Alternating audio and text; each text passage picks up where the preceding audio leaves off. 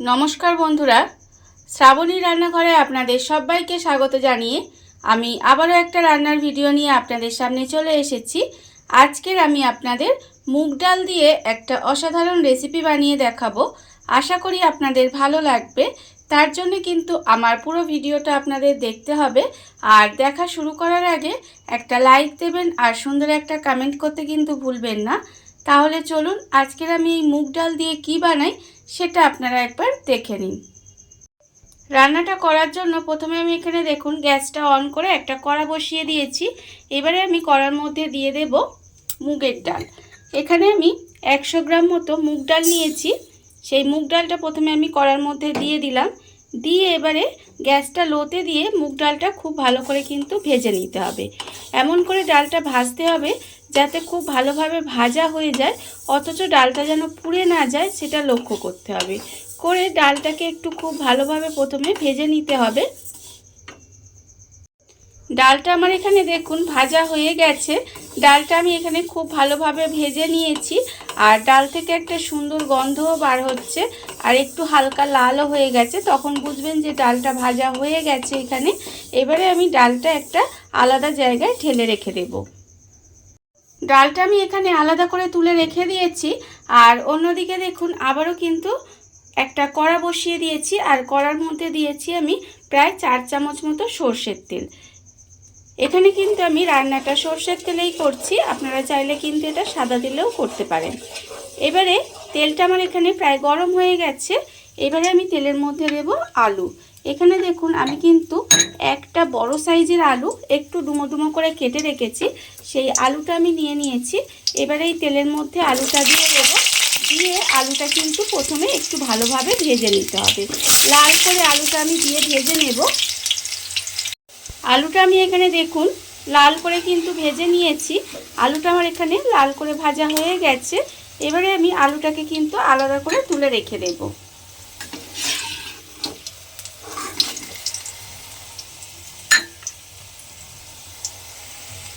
भाजा आलूटा आमी एखाने आलादा करे तुले रेखे दिएछि। एबारे आमी ओई तेलेर मध्य दिए देब पेঁয়াজ। एखाने आमी पेঁয়াজটা किन्तु दुई रकम भावे व्यवहार करब। प्रथमे आमी पेঁয়াজটা देखुन এইভাবে একটু চৌকো চৌকো করে কেটে রেখেছি। সেই পেঁয়াজটা আমি তেলের মধ্যে দিয়ে দিলাম। তেলের মধ্যে দিয়ে পেঁয়াজটা কিন্তু একটু হালকা করে ভেজে নেব। খুব বেশি ভাজার দরকার নেই, জাস্ট অল্প একটু এপিট ওপিট উল্টে হালকা করে পেঁয়াজটা ভেজে নিতে হবে। পেঁয়াজটা আমার এখানে দেখুন হালকা করে ভাজা হয়ে গেছে। এবারে আমি এই পেঁয়াজটাকেও কিন্তু আলাদা করে তুলে রেখে দেব। পেঁয়াজটা আমি এখানে আলাদা করে তুলে রেখে দিয়েছি। এবারে আমি ওই তেলের মধ্যে প্রথমে দেব অল্প সামান্য একটু গোটা গরম মশলা ফোড়নে দেব।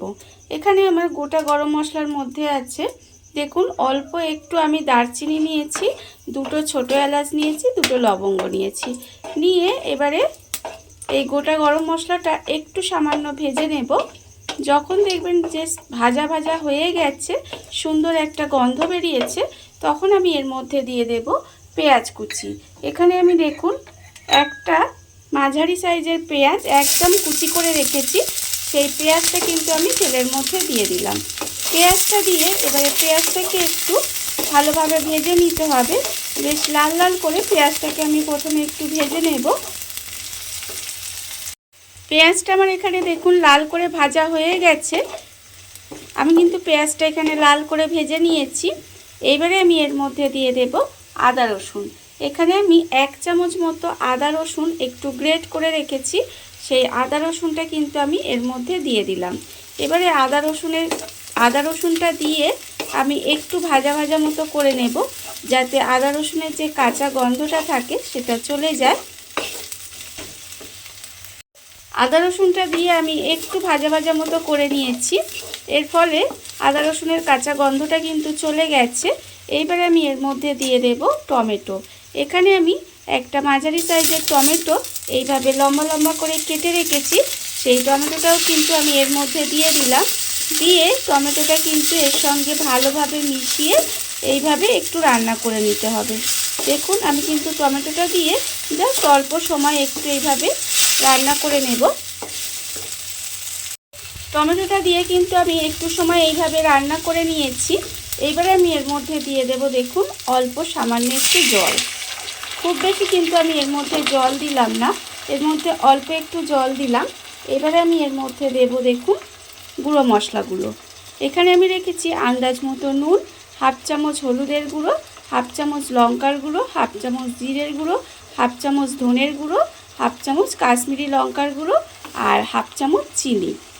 আমি যেহেতু এই গুঁড়ো মশলাগুলো এর সঙ্গে অ্যাড করলাম সেই জন্য কিন্তু আমি আগে অল্প একটু জল দিলাম, না হলে কিন্তু মশলাগুলো পুড়ে যেত। সেই জন্য জলটা দিয়ে এবারে খুব ভালোভাবে কষিয়ে নিতে হবে। খুব ভালোভাবে কিন্তু এবার আমি কষিয়ে নেব, যতক্ষণ না পর্যন্ত মশলা থেকে তেলটা ছেড়ে দেয় ততক্ষণ পর্যন্ত কিন্তু খুব ভালোভাবে এই মশলাটা কষিয়ে নিতে হবে। মশলাটা এখানে আমার খুব ভালোভাবে কষানো হয়ে গেছে। দেখুন মশলা থেকে কিন্তু তেলটাও ছেড়ে দিয়েছে। এবারে আমি এর মধ্যে দিয়ে দেব মুগ ডালটা। যে মুগ ডালটা আমি এখানে প্রথমে ভেজে রেখেছিলাম সেই ডালটাই কিন্তু আমি ভেজে নিয়ে খুব ভালোভাবে ধুয়ে পরিষ্কার করে নিয়েছি। তার কারণ ডালের মধ্যে অনেক নোংরা থাকে, সেই জন্য ডালটা ধুয়ে পরিষ্কার করে নিতে হয়। আমি ডালটা এখানে ধুয়ে খুব ভালোভাবে পরিষ্কার করে নিয়েছি।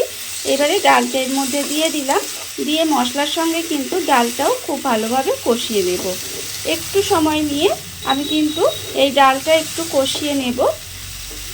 এই ধরুন 1 মিনিট মতো কিন্তু এই মশলার সঙ্গে ডালটা আমাকে একটু ভাজা ভাজা মতো করে নিতে হবে। ডালটা আমি দিয়ে কিন্তু 1 মিনিট মতো একটু ভাজা ভাজা করে নিয়েছি দেখুন। এইবারে আমি এর মধ্যে দিয়ে দেব আলু। এখানে আমি যে আলুটা ভেজে রেখেছিলাম সেই আলুটাও কিন্তু আমি এখানে দিয়ে দিলাম। দিয়ে খুব ভালোভাবে আলুটাকেও কিন্তু কষিয়ে নিতে হবে। বেশ ভালোভাবে কিন্তু আলুটাও মশলার সঙ্গে খুব ভালোভাবে কষিয়ে নেব।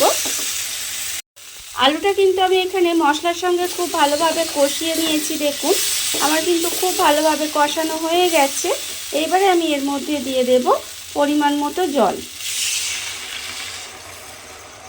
এখানে কিন্তু আলুটা যেহেতু ভাজা আছে সেই জন্য আলুটা ডালটা সেদ্ধ হওয়ার মতো এখানে আমি জলটা দিয়ে দিলাম। জলটা দিয়ে এবারে গ্যাসটা লোতে দিয়ে এইভাবে একটু রান্না হতে দেব যতক্ষণ না পর্যন্ত ডালটা আর আলুটা খুব ভালোভাবে সেদ্ধ হয়ে যায়। এইভাবে একবার আপনারা রান্নাটা করে দেখবেন, খেতে কিন্তু অসম্ভব সুন্দর হয়। এটা আপনারা ভাত দিয়েও খেতে পারেন বা রুটি, লুচি, পরোটা যে কোনো কিছুর সাথেই কিন্তু খেতে পারেন। খেতে কিন্তু অসম্ভব সুন্দর লাগে। এইবারে আমি গ্যাসটা লোতে দিয়ে ঢাকা দিয়ে এইভাবে একটু রান্না হতে দেব যতক্ষণ না পর্যন্ত আলুটা আর ডালটা বেশ ভালোভাবে সেদ্ধ হয়ে যায়। গ্যাসটা লোতে দিয়ে আমি কিন্তু এইভাবে বেশ কিছুক্ষণ রান্না করে নিয়েছিলাম। দেখুন এর ফলে কিন্তু আলু আর ডালটা কিন্তু আমার খুব ভালোভাবে সেদ্ধ হয়ে গেছে। এখানে দেখতেই পাচ্ছেন আলুও কিন্তু আমার একদম সেদ্ধ হয়ে গেছে। আপনাদের দেখাই দেখুন, এই দেখুন একদম কিন্তু আলুও সেদ্ধ হয়ে গেছে আর ডালও সেদ্ধ হয়ে গেছে। এবারে আমি এর মধ্যে দিয়ে দেব, যখন দেখবেন আলু আর ডালটা এইভাবে সেদ্ধ হয়ে গেছে তখন এখানে কিন্তু দিয়ে দিতে হবে যে পেঁয়াজটা আমি প্রথমেই কিন্তু এইভাবে ভেজে রেখেছিলাম সেই পেঁয়াজটা আমি এর মধ্যে দিয়ে দিলাম। দেখুন পেঁয়াজটা আমি এর মধ্যে দিয়ে দিলাম, দিয়ে আবারও কিন্তু খুব ভালোভাবে পেঁয়াজটা মিশিয়ে দেব।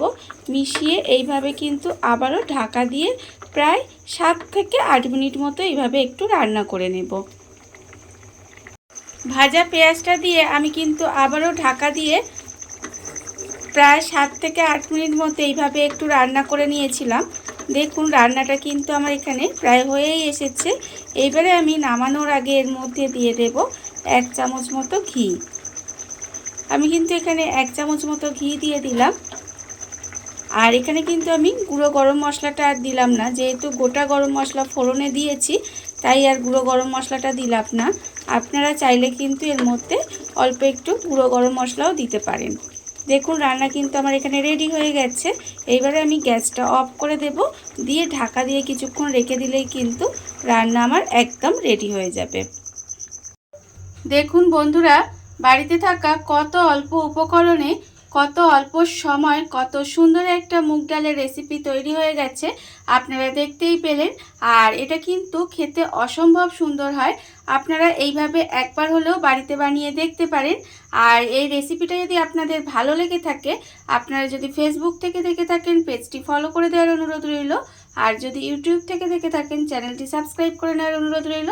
তাহলে চলুন ভিডিওটা আমি এখানেই শেষ করছি। আপনারা সবাই ভালো থাকবেন, সুস্থ থাকবেন। আবারও হাজির হব নতুন কোনো রান্না নিয়ে।